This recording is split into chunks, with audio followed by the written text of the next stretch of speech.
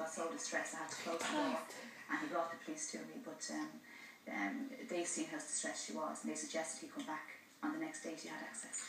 So then there's this date, the 7th of September 2011, and he's come and picked her up, and you had a feeling, Mum's intuition, there was something you just thought, something's not right here. It's a day I'll never forget. I had just been recently diagnosed with osteoarthritis in both hips, and I had been told I needed an urgent double hip replacement. So on the morning that he came to get her, I was doing my exercises, and I instantly felt something wasn't right. He was acting very shifty, he was jittery, he followed me around the home, I prepared me his bag, and I just knew in my heart something wasn't right. So when he left, I rang him and I said, are you doing something? Something going on? I don't feel right. And he just dismissed my sentiments and said, no, Louise, everything's okay. I have access to our daughter.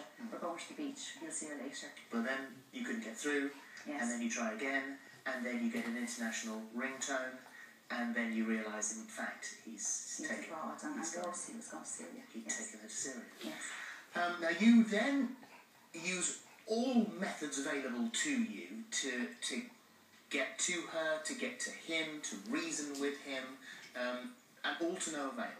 Yes, and my sister joined me in Cyprus on the Thursday, and although we had been given assurances by the Cypriot police and my solicitor that they would get May back in time, I didn't believe them. I knew that in order to get May back to safety, I had to do it. So you decide to go. Yes. And the way it happened is that you end up separated from your sister. That didn't work out quite the way you wanted it to. So you end up going yourself. Yes, we had hired some Turkish smugglers to go over and snatch her. And they were saying, as time went on, that it was too dangerous because it was the north side of Syria, which is extremely volatile. Well, the civil war had started 6 months prior. It started in the previous April, correct, yes.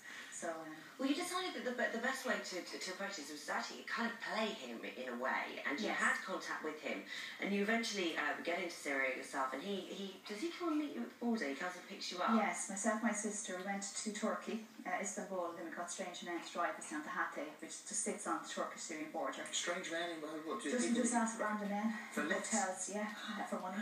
And we got us down to Hatay, and we stayed there for 2 days, and when it transpired that the Turkish men weren't going to do it in a short time frame, I made the heartbreaking decision to go along. And that's when literally you stayed in his house, so you're reunited with your daughter, which must have been an incredible feeling. But then the door's locked, and you are a prisoner in his home. Yes, it was a very run-down, very dangerous village just outside Idlib. I could hear shelling and gunfire every night, and I was more or less kept in the home for a period of 2 weeks. Repressive, very, very scary, terrifying. People didn't walk the streets. I looked out the window, I see nothing but sand and a few olive trees. And the worst time for me was when he took May out of the house and didn't tell me when he was going to come in her back, and I'd sit at the window with bars on it and watch the road she'd left on, see when she was coming back. It was horrendous. And you got poorly, and he was reluctant to call a doctor. Yes, I got sick and May got sick. And after 2 weeks then, he assaulted me on the Sunday in front of me, and then on the Monday, he sort of reluctantly agreed to renew my visa. It expired that morning, and we went to Idlib. He drove us to Idlib, and he left May and I in the car alone for 2 minutes, and I said, May, trust me, we're going to go. And this is where this is all in the book, and we'll have to praise you here, because the story is extraordinary, where you then escape. He's in the immigration office